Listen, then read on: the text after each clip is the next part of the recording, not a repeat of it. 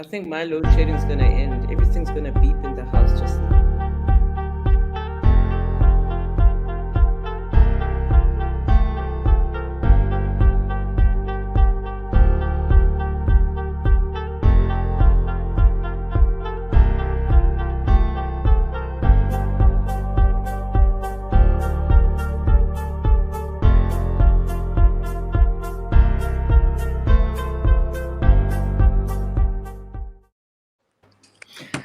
Well, guys, welcome.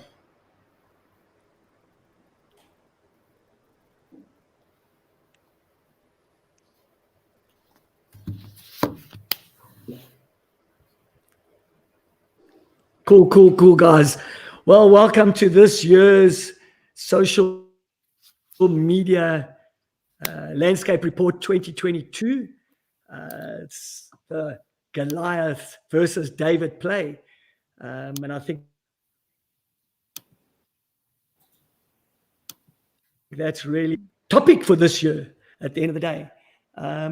Guys, let me introduce the panel. Sorry, I'm just going through a little bit of load shedding, so you'll see me coming in and out. It's just great timing for our social media landscape report. But so, guys, I just want to thank a couple of our partners that have put some real effort into the social media landscape report and made it and gave it that real body that we have.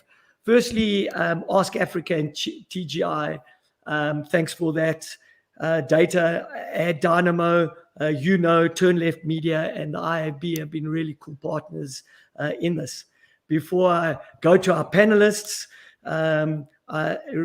really to Jess and really who on my team have put hours and hours and hours of work into this. So guys, thanks for all the hard work. And to our panel, and we've got an amazing panel again this year. Calvin from who are obviously our partners and have been for the last couple of years. MJ Khan, who's been our panelist since about 2012, so on and off. So MJ, thank you very much. Nice to have you. Tumi Rabanye, who I've known and has been, and we've been friends to Lani, South Africa, and Bonkle from Joe Public. Guys, thank you very much for being our panelists, and we're going to get this spirited conversation kind of going through. And obviously the Ornico partner, Worldwide Works, on this. Arthur, you've been a solid partner and with us since inception, and it's really cool to have you again in this.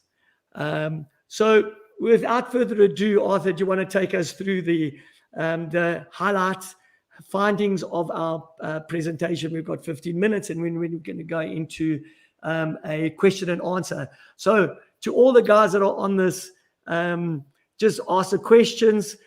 We will then relay it into our private chat, and I'll relay it to each of the panelists. So Arthur, over to you.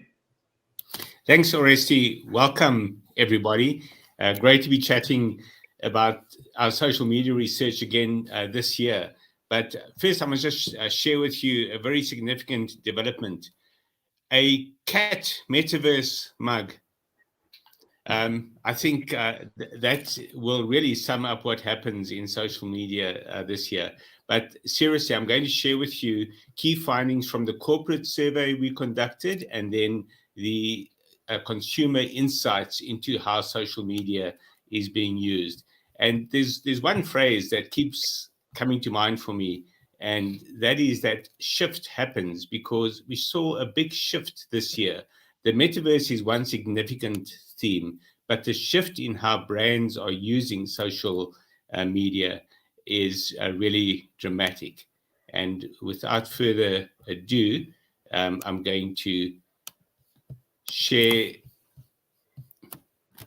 our presentation on the core findings. Firstly, starting with the social corporation. Just by the way, you can tag us on social media with hashtag SocialSA 2022 and my Twitter handle R2G or at Ornico and at Worldwide Works. Thanks.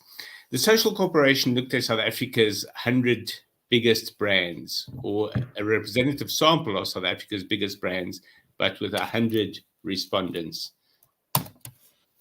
And to start with, we just have to show you what last year looked like, which brands were using which platforms. And there was a very clear pecking order, with Facebook at the top, Instagram next, then LinkedIn, Twitter, YouTube. The last two quite close to each other. The shape of 22 shows how big the shift is. And this is the new shape. Facebook suddenly isn't all-powerful. Instagram falls back. LinkedIn leaps up. So amongst major brands, LinkedIn has become just as important as Facebook. Twitter holds its own. It's now level with Instagram. YouTube has fallen back significantly. And then leaping up from seemingly nowhere is TikTok. It looks small, but look at the trajectory. If you look at those numbers at the bottom, TikTok jumped from 12% to 25%, so more than doubled in usage by South Africa's biggest brands. And that trajectory clearly is a very powerful one that we can expect to see continuing. Because when we ask what platform you're going to use in the next 12 months that you're not currently using, only one sticks out significantly, and that is TikTok. And not that dramatically, 13% of brands say that they'll be adding TikTok to their arsenal in the coming year. But no other platform has more than 7% of brands saying they'll be adopting it in the next year. So you can see TikTok has real resonance among brands. And then the other big shift that we saw in the past year was the embrace of short video platforms, in particular Reels on Facebook and Instagram, and then TikTok stories, and they also ran Snapchat's Spotlight. TikTok, you can expect to see that trajectory matching the trajectory of general usage of the platform. But for now, Instagram rules on Reels. And so that's last year's. Why is your company using social media is a key question. And here we saw another of the big shifts. If you look at those numbers under 2022 and compare them to 2021, a big fall came in being core to the marketing campaign and in customer lead generation. And that was replaced by a significant rise in being an effective PR channel. So public relations specialists watching this, pay close attention because that comes up again. Who's managing the social media accounts? Again, a shift. Marketing stays steady, but agencies and individuals have dropped dramatically. Last year, both were at 27%, and this year, 16 and 17% respectively. But what is leaping up to replace them is the PR team from 3% to 12%. So you can see a significant awakening of the importance of social media in public relations in South Africa. And then the other really significant shift that we've seen has been how social media effectiveness is being measured across social media. This is the Facebook picture. And the dramatic shift we've seen here is the fall in the importance of likes and shares from 65% down to 50%. A number of fans stays steady, but generally speaking, the kind of engagement that has been important in the past has dropped in significance. Even inquiries via Facebook has dropped in significance for the brands. Click-through rates, which you would expect to be major, has also dropped significantly. I'll show you on Twitter how that filters through to other networks as well. Number of followers has dropped from 37 to 31%. The number of mentions and comments has dropped from 47 to 39%. Most significantly, retweets has dropped from 41 to 34%, and that in the past was almost the gold standard, how often you get retweeted. Now it's really the value of who retweets you rather than how many people retweet you. But then the contrast is LinkedIn. Look at likes and shares, jumped from 36% to 43%. Inquiries dropped, mentions and comments stayed the same. even number of posts have dropped, but look at number of followers, jumped from 10% to 26%. So following as well as likes and shares rising in significance in LinkedIn while dropping on the consumer-oriented platforms. And that starts showing you the importance of the value of who engages with you and who is sharing. So if it's generic sharing, it's not as valuable as high worth, and I'm not talking about high net worth individuals, but high worth individuals in terms of their importance or influence. You could say this is about influencers, but not really. It's really about the credibility of who shares posts and the like.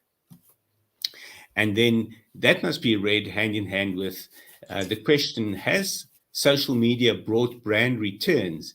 And there's, again, a significant drop from 76%, 3/4 saying yes, down to 65%, only 2/3. So why is social media not working? Well, partly it's because the previous approach and how it was measured wasn't working, and that's why we're seeing this significant shift. So that must also be read in conjunction with this question, whether social media has the potential as a tool to help our business grow. And there we saw one of the most dramatic shifts of all. The proportion who strongly agree with that statement has dropped dramatically from almost unanimous 91% to only half the respondents, 50%. So suddenly there's also an awakening that you're not going to grow your business with social media. Well, at least half the people don't agree with that statement anymore.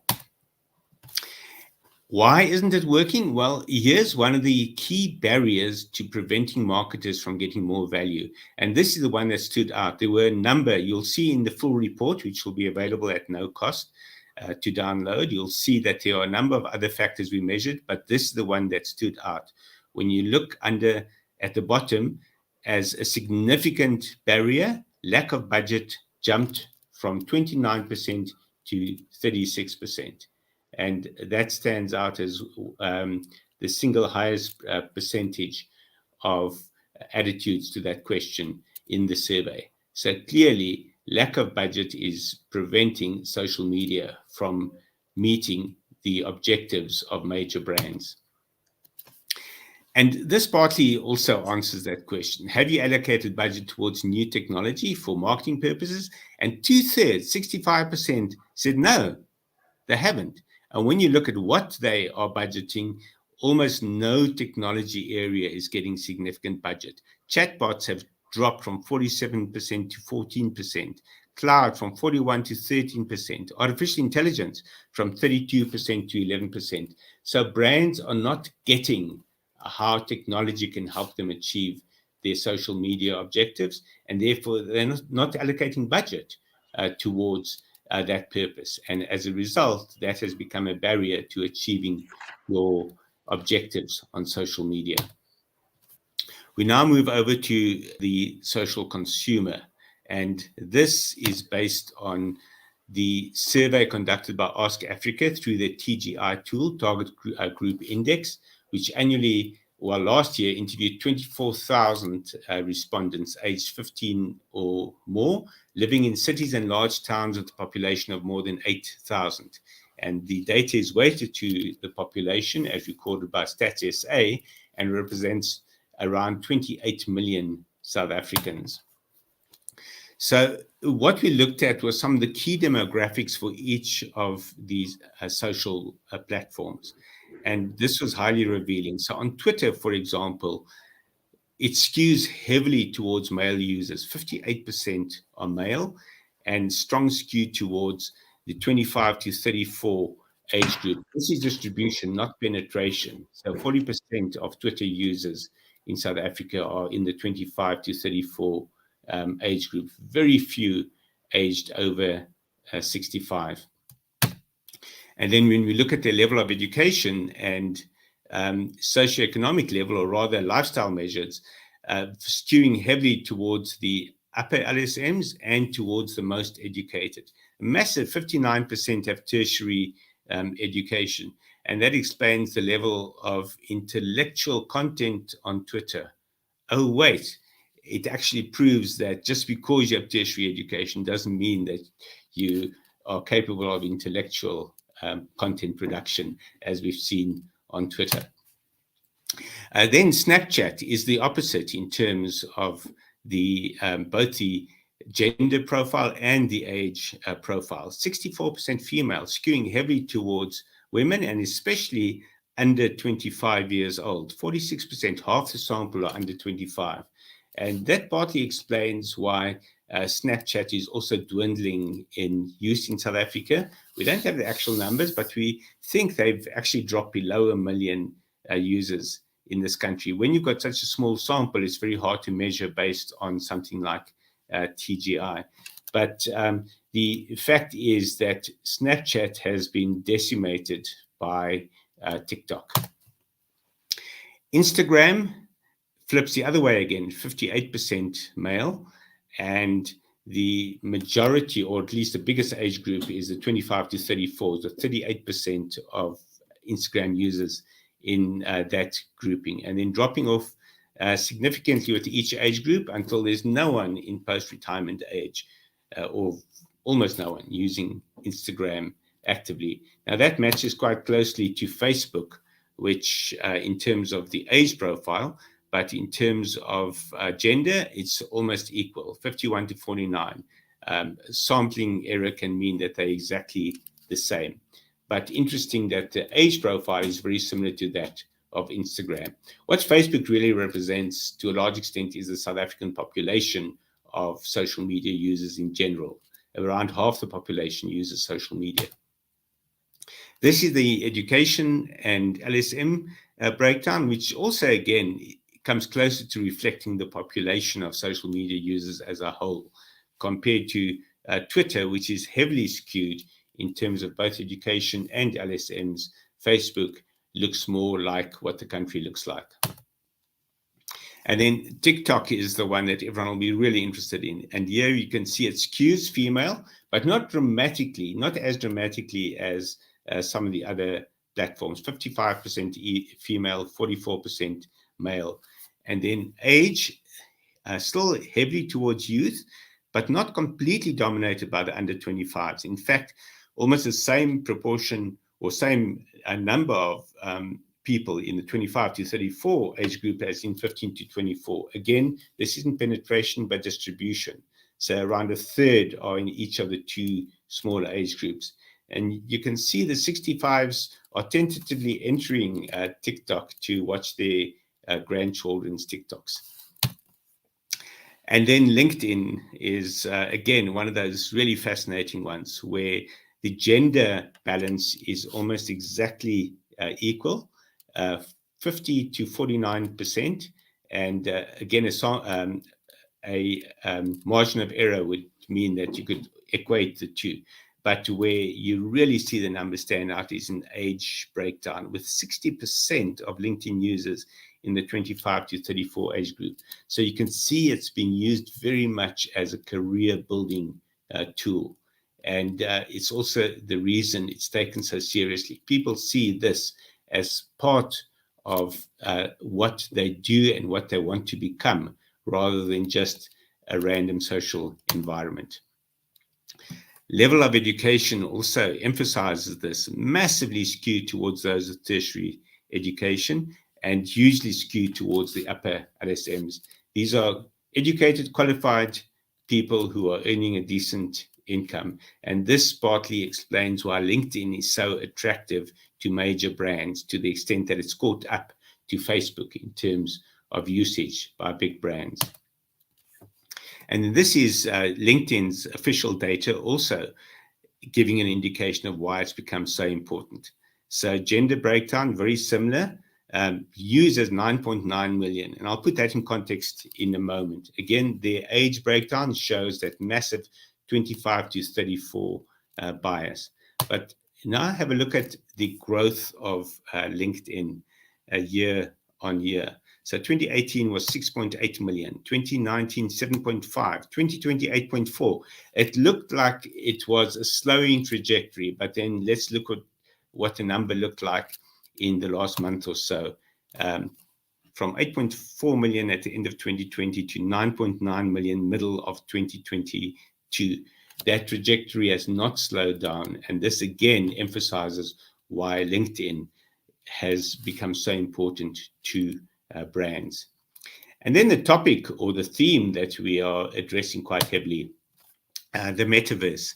This was a fascinating stat we found in the TGI data. 16.1% of adults say they visited a virtual world in the past 12 months. And that is almost the exact same proportion as for Tinder, of all things. But Tinder is regarded as mainstream. The metaverse is not, yet it's the same proportion of users. The reason really is that virtual worlds are also equated with immersive in-game environments like in Fortnite or Minecraft, where you can go visiting other people's properties, you can build in that world, and you can explore it. So those are seen as part of the metaverse. And when you incorporate those, then you can certainly say the metaverse has gone mainstream. Let's look at the sentiment and conversation around the metaverse. This is on Twitter, looking at word clouds. And when you look at the word metaverse and which words are associated with it, you see it's heavily focused on crypto, NFTs, and the like, but none of them standing out significantly. When you look at phrases that go with metaverse, one word jumps out at you, and that is friends. So the metaverse clearly is still perceived as, well, firstly, an environment for scamsters trying to sell you their latest NFT, but more significantly, a social environment. It's about meeting with friends. It's about socializing at this stage. The metaverse is not yet an environment in which you want to work. And I feel quite strongly about the fact that the idea that we'll be working in the metaverse soon is a marketing idea from one Mark Z, but not a reality in the very near future. But socially, yes, people are going to enjoy the metaverse. And then finally, let's look at overall sentiment. And this is, again, from Twitter. Twitter's sound clouds and emoji clouds are a fascinating indication of the vibe of social media in South Africa. And in the emoji cloud, the central emoji is one of joy. Right alongside that is laughter on the one side and tears on the other. But joy is the central emotion on the Twitterverse. And when we look at the word cloud, the word that leaps out at us is people. And this emphasizes the extent to which social, the metaverse, and the engagement in the social media environment from both brands and individuals is around people and not technology. Thank you very much. Great, Arthur. Thank you very much. And I think, as Arthur mentioned earlier, is that this report will be available after this webinar at 11 o'clock to download off the Worldwide Works website or the Ornico website. And there's some, when you read Arthur's article, it's absolutely fascinating, and there's some really nice insights on that. And I'm going to ask the panel around some of those insights that Arthur gave now into why. But before I go there, I think just some information about the survey that we did. And it's really interesting in that the people that completed, the respondents that completed the survey were from senior management and predominantly from senior management and director level. And they were also either the sole or the partial decision makers. So it really gives gravitas to that to that survey at the end of the day, which is, I think, is really, really cool. When they were, Arthur was showing that measure of effectiveness and how likes had come down a little bit more from a measure. And what I did is I did a little table, and I plotted Facebook, Twitter, Instagram, YouTube, and LinkedIn. And I plotted the respondents where they were measuring across and where they found it, position 1, 2, and 3. And as Arthur said, likes and retweets hardly featured. comments featured either in position 1, 2, or 3, and click-through rates also out of all those platforms featured 1, 2, or 3. So they came up every single time as a measure, which I find interesting. Which will click-through rates. I mean, really, what is the job of marketing? Is really to kind of to increase sales. Basically, at the end of the day, yes, there's brand awareness and everything around that, but really to increase sales. So click-through rates, is it linking up to a product? Where are those click-through rates ultimately going to? So without further ado, last year's and this year's theme is about the Goliath versus David play. MJ, just talk to me about that shift from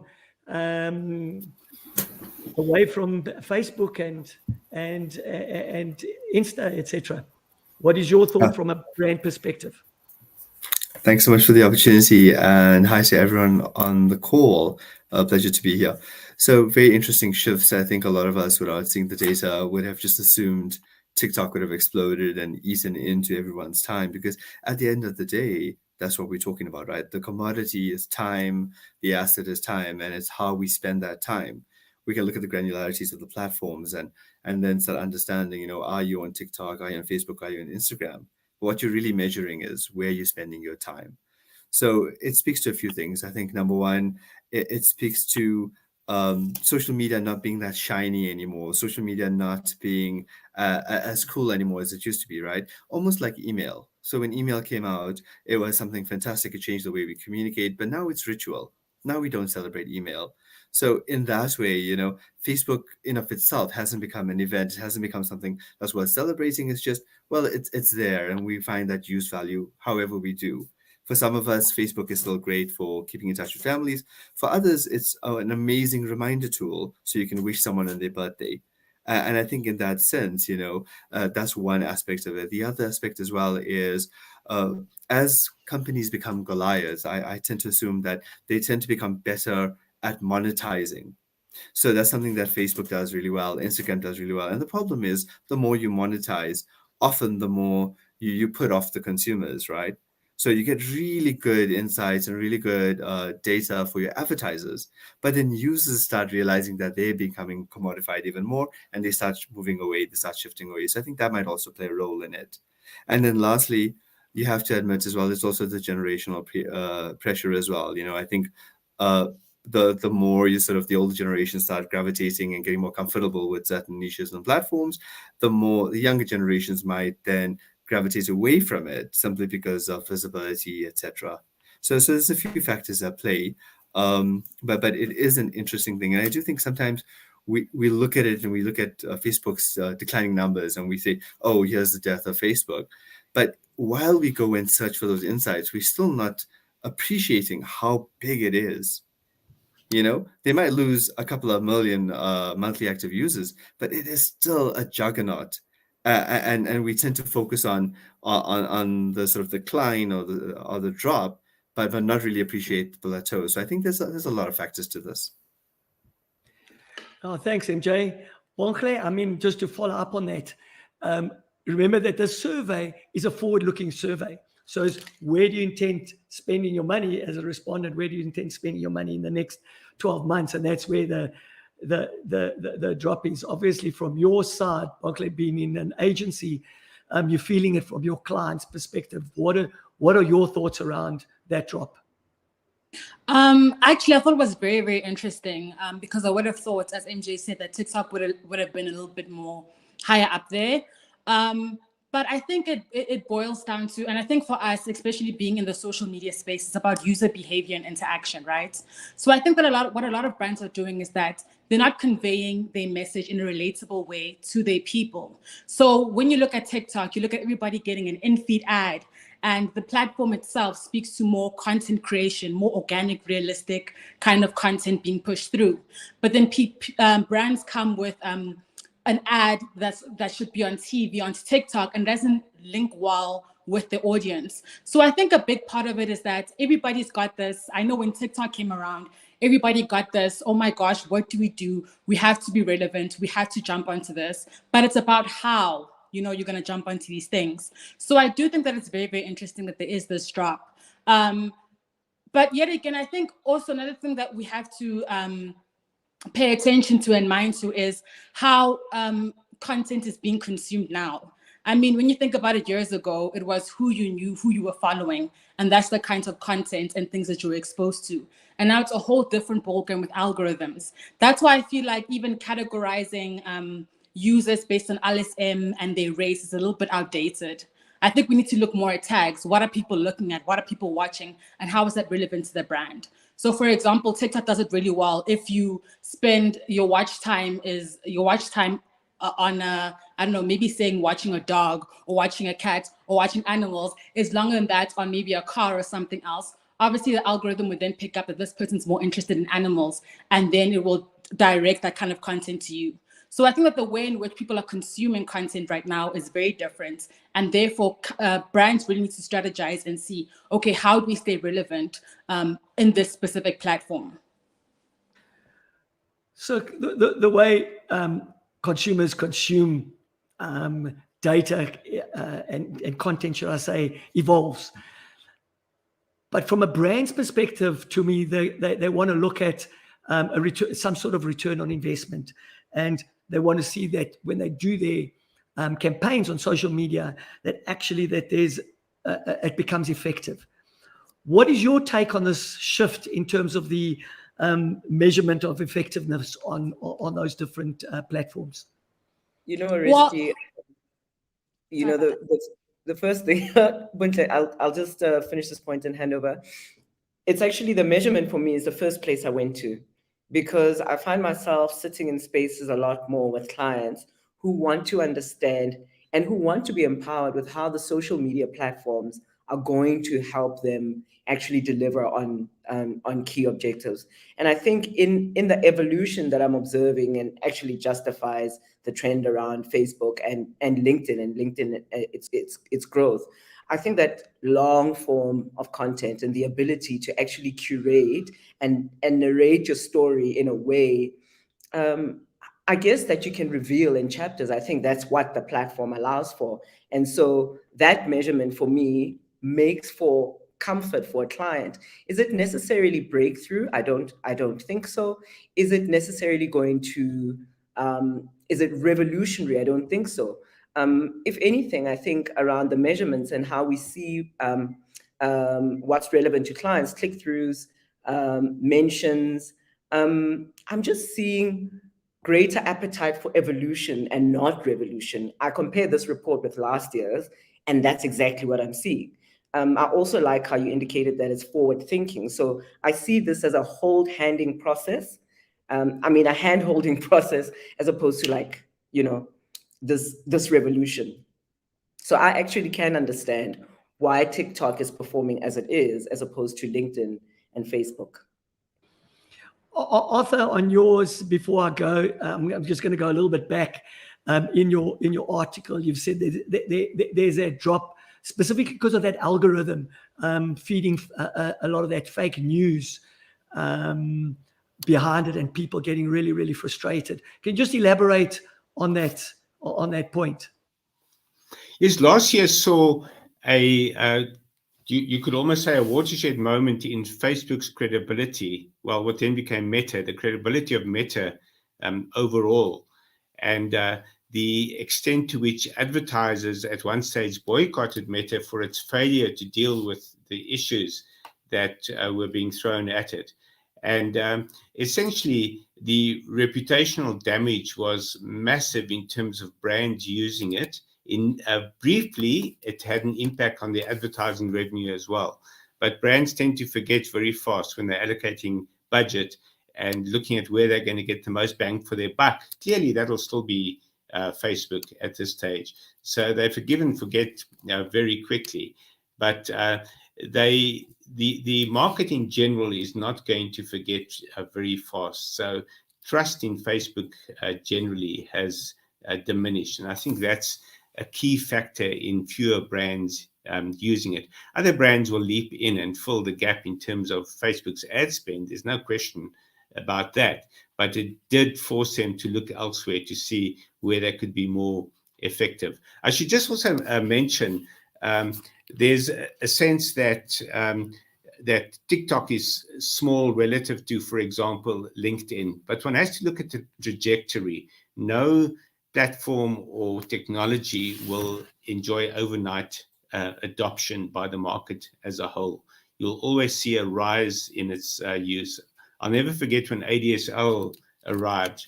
I'm not giving away too much about my age to say it was 2003 when we started measuring the uptake of ADSL. And from 2003 to 2009, there was a straight line from near zero to near pervasive use by small businesses, whereas dial-up went in exactly the opposite direction. But if you took a snapshot at any point along that route, you would have said, why are so few people taking up ADSL? But the trajectory was what mattered, and the end point of that trajectory was pervasiveness. So I'm not saying TikTok will be pervasive, but you've got to look at that trajectory of TikTok rising dramatically and Facebook falling back somewhat. If I could just give a comment. Go for it, Chumi. So I also think it's a matter of perspective, right? The perspective from which you see the growth of a particular platform and which audience it serves. So the power of TikTok is actually its ability to hand over narrative and to hand over the power of publisher to the consumer. It lends itself so well, finally, and I think it's great that that age has arrived, to user-generated content. So brands that are inclined and that have that understanding of that platform and that have a need for that kind of engagement, I think, would naturally gravitate there. But many more brands, are still in the space where they want to tread carefully. So it's a very fine balance, I think, when you look at the explosion of TikTok once again. And I think it's a matter of perspective. I think it's performing really well, actually. Before we go in, and I want to dig a little bit deeper into this TikTok issue, specifically after the American ruling of getting TikTok off the app stores. I want to get a little bit deeper. But before we do that, MJ, from your perspective, if you can just weigh in on LinkedIn, you manage the largest corporate LinkedIn page in Africa. So do you want to just give us a little bit of insight in that? Yeah, thanks so much. LinkedIn, I've been a huge advocate of the platform for years. I think it's fantastic, and for a few reasons. I think in terms of LinkedIn, you're looking at, and the data that Arthur shared as well reflects this, a portion of a very active, sort of economically empowered consumer set in South Africa, which is really valuable for marketers, right? You want to go to a space where you have people who could buy your goods. And I'm not saying that the formal economy is the most important, but it's definitely ways up there. But what I found with LinkedIn usage as well is, the number one, there's a sense of discretion that a lot of people would have with their LinkedIn profile versus, for example, a Twitter profile, right? Which means it lends itself to less toxicity. So the people would like to spend more time on that platform simply because it's not as toxic as other platforms. So that's number one. Number two, I think brands are also starting to treat LinkedIn a lot more differently. It's less just about the pure marketing spiel and the really hardcore sort of sales pitch. It's more around things like employee advocacy, like something I believe very strongly in, and perhaps one of the reasons why we've been able to grow our page so rapidly and so fast is we completely democratize the platform. It's not just about celebrating leadership, it's about celebrating everyone. It's about changing the narrative of the company. So we don't put ourselves out there as this perfect brand. We put ourselves out there as a brand that's committed to being better tomorrow than we were today, to strive more. And that really resonates. We also don't hold ourselves to these arbitrary production value standards. So I know previously, if there was a picture that someone would send through for us for LinkedIn and it wasn't shot in like a professional camera or anything like that, we would think, should we use it? Should we not?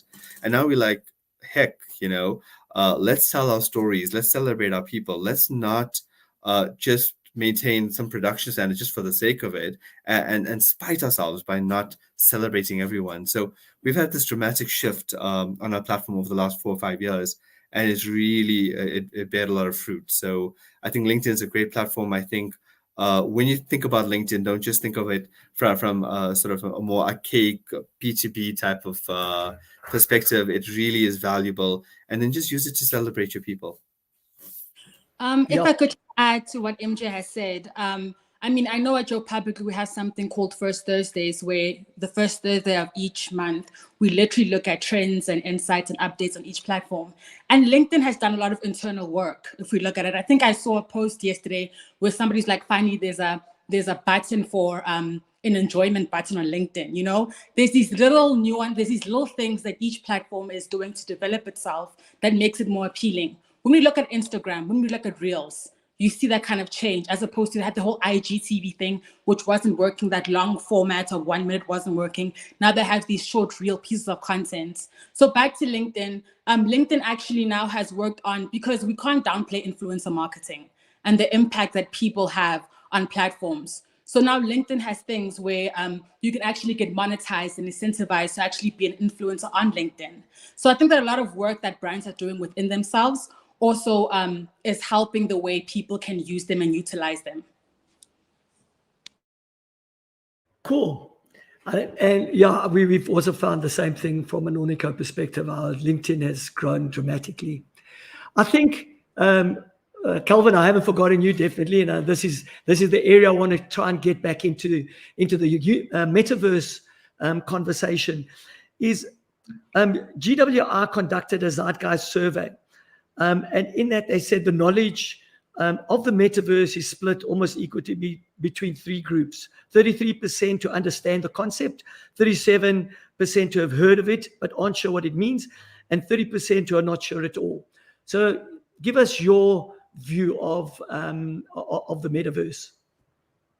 Sure. I think the real stat is 100% of people think they know something but don't actually know what it is. So it's just interesting what we're talking about in terms of movement to what looks like niche communities. So LinkedIn would be a niche community because it's focused on a very specific need that people have, as opposed to this mass market platform like Facebook and what Twitter was, I suppose. But we're also seeing a lot of businesses moving to the point of building their own communities as a way to, I guess, build up their first party data, their engagements with future engagements with customers if they can't advertise to them in the future.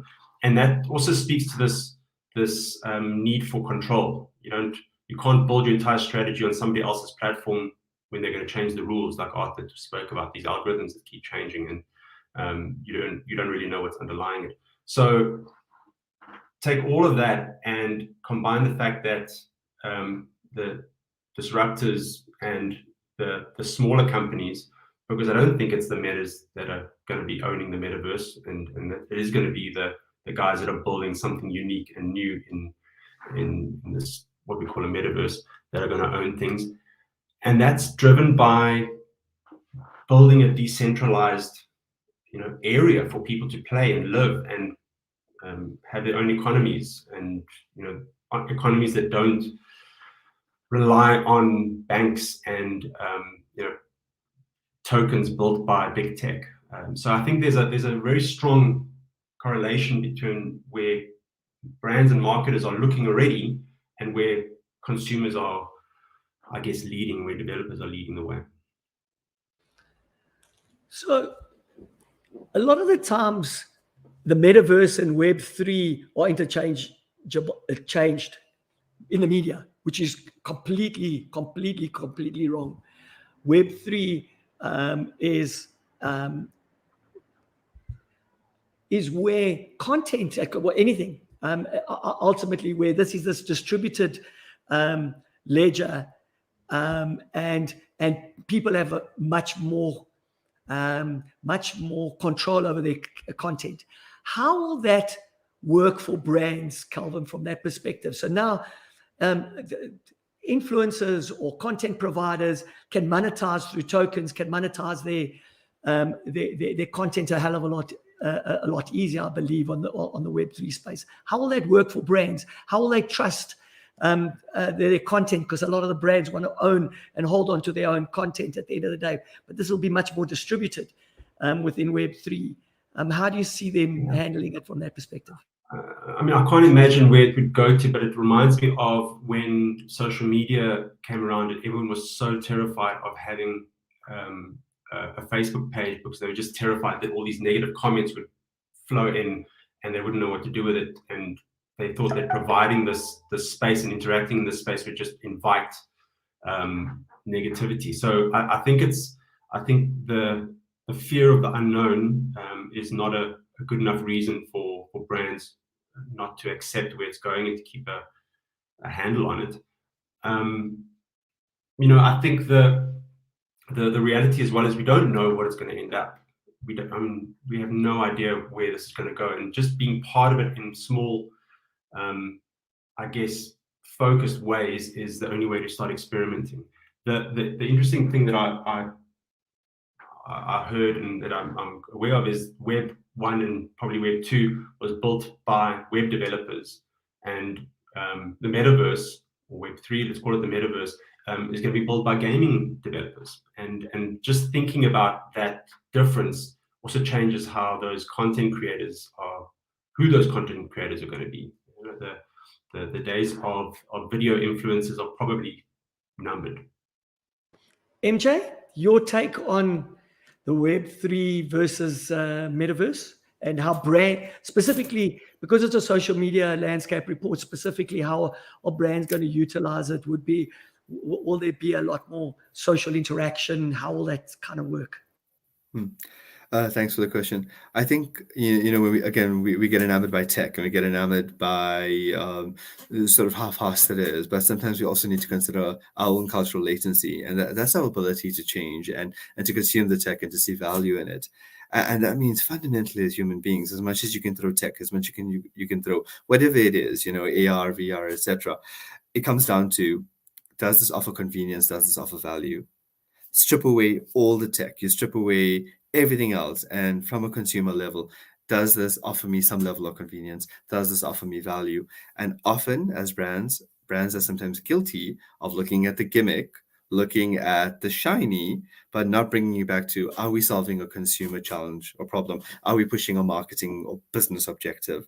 And I think if brands come back to those questions and say, what are we doing in terms of is this piece of tech actually helping our customers, or is it just there because we think it should be there? And we see this happen over and over again, right? So we'll have conversations around apps. And I know apps is sometimes a pejorative term. And people are like, oh, everyone wants to build an app, but why build an app? And we don't like apps. The truth is, you don't like useless apps. You don't like pointless apps. So many of us in this forum love the Eskom's push app, right? Because it tells us about load shedding, gives us notification, and that's an app. But somehow that has been stripped away of the negativity that other apps have, because for the other apps, you don't see the value in it. And I think similarly, these are the conversations that are going to keep propping up, regardless of the tech, whether the tech is virtual reality, is augmented reality, regardless of what it is, unless brands can sincerely show that this piece of tech is going to give the consumers more convenience, more value, we're going to keep having these same conversations every time something new and shiny comes about. Yep.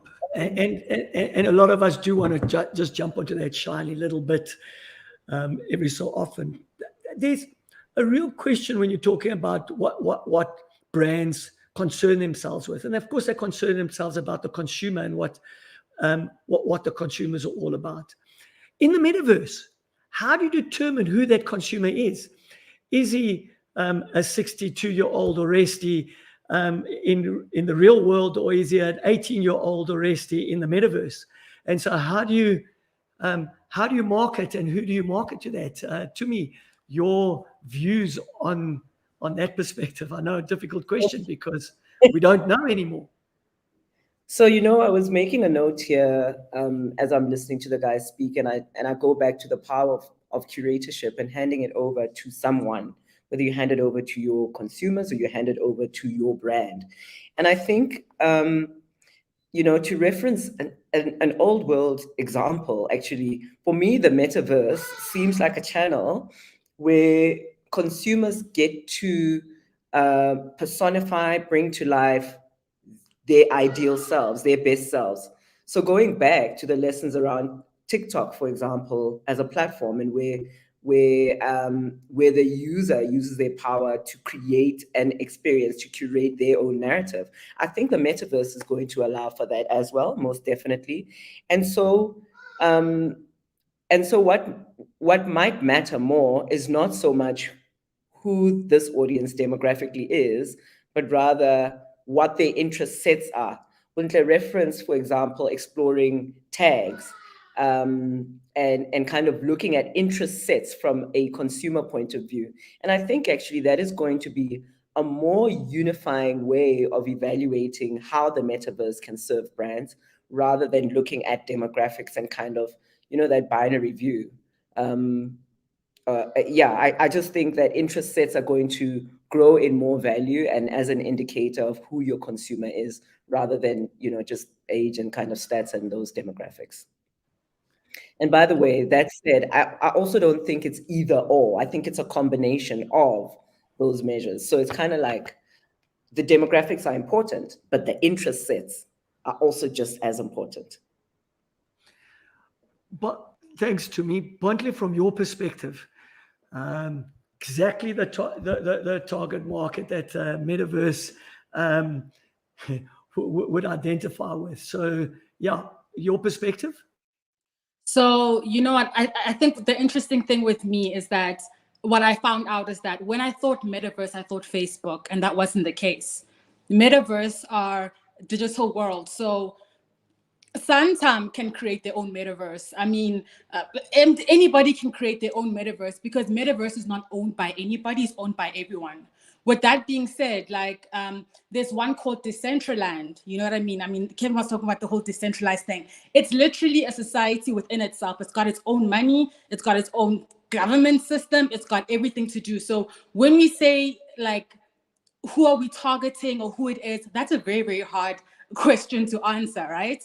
Because this is a space of limitless users, limitless possibilities. You can literally go anywhere. You can go over there, you can jump from one place to another place. So I think that the metaverse in itself belongs to everybody. But the great thing about it is that there's this distinct relationship between this virtual world and this physical world. And I think that's what brands should focus on.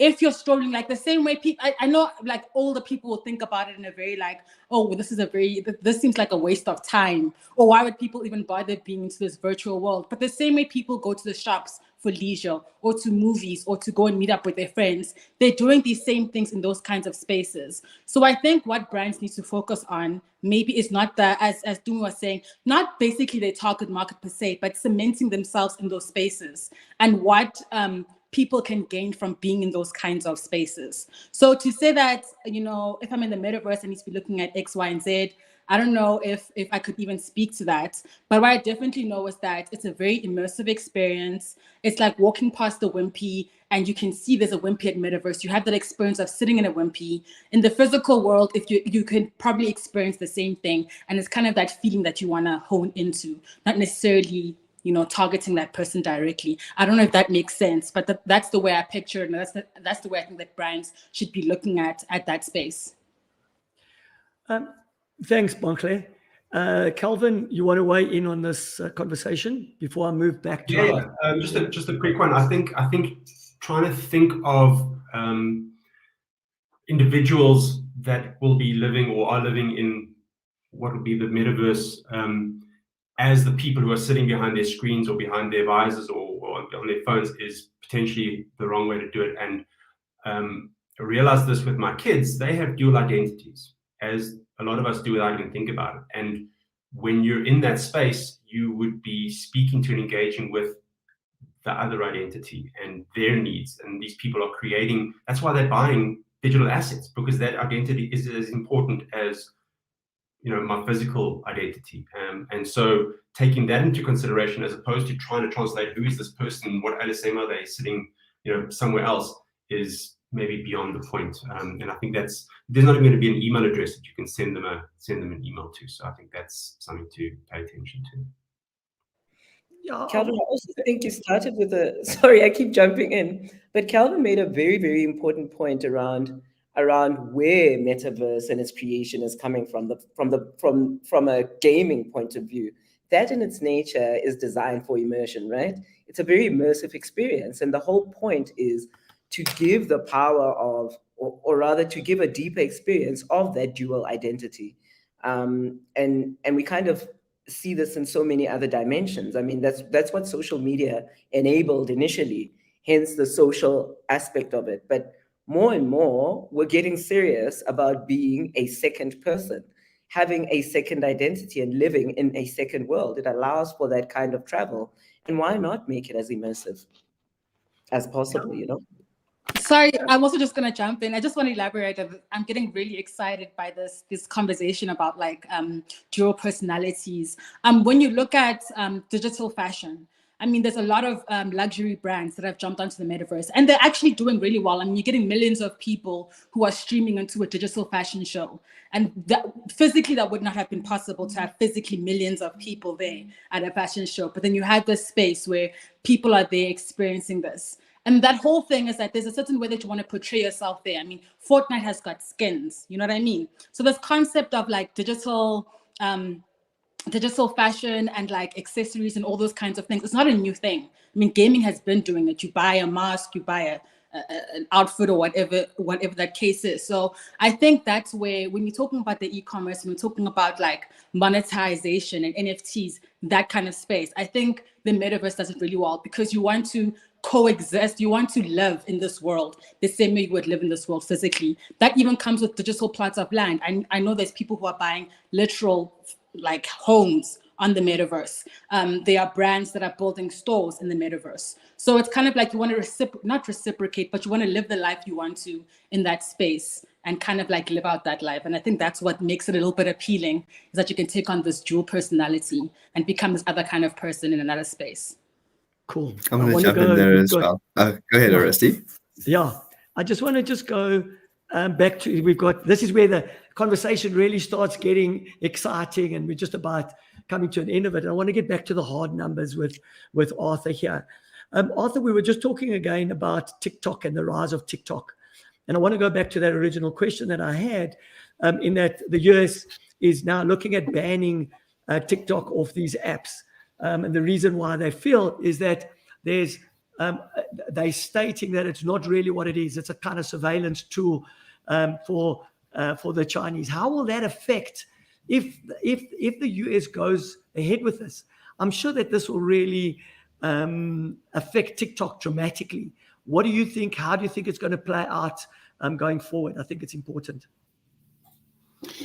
That would be a huge blow to TikTok. It would definitely arrest its growth, and that trajectory would instantly hit a plateau, because the Apple App Store and Android Play Store are the key factors in the growth of TikTok, in particular on Android.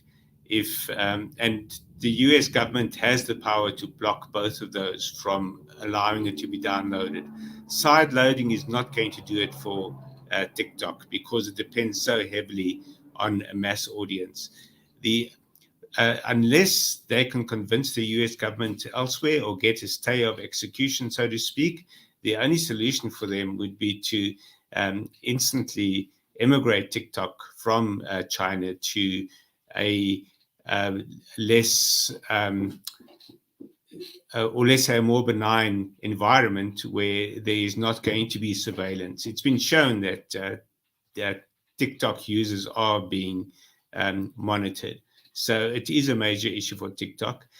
The solution that Telegram embraced is probably the one they have to go for. Telegram, when the Russian government tried to force them to provide a backdoor into their system, they relocated to Germany, and that not just rescued them from the clutches of the Russian government, but also reaffirmed the credibility of the platform. And TikTok needs a Telegram moment.